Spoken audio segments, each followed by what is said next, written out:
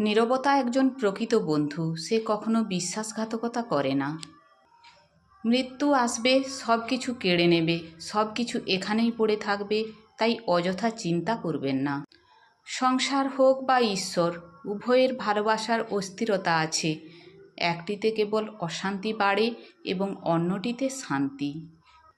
অন্যকে জয় করার চেয়ে নিজেকে জয় করা অনেক কঠিন কাজ।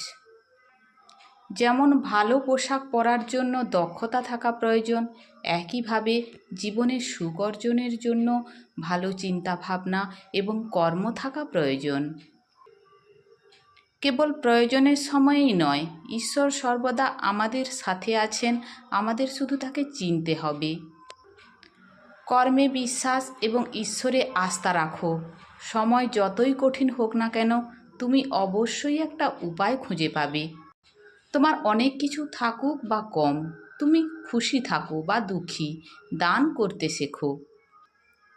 সবাই বলে পৃথিবী স্বার্থপর, কিন্তু কেউ বলে না যে আমিও স্বার্থপর। কোনো মানুষই আমাদের শত্রু বা বন্ধু হয়ে পৃথিবীতে আসেনি। আমাদের ব্যবহার ও কথাবার্তাই মানুষকে বন্ধু আর শত্রু বানায়।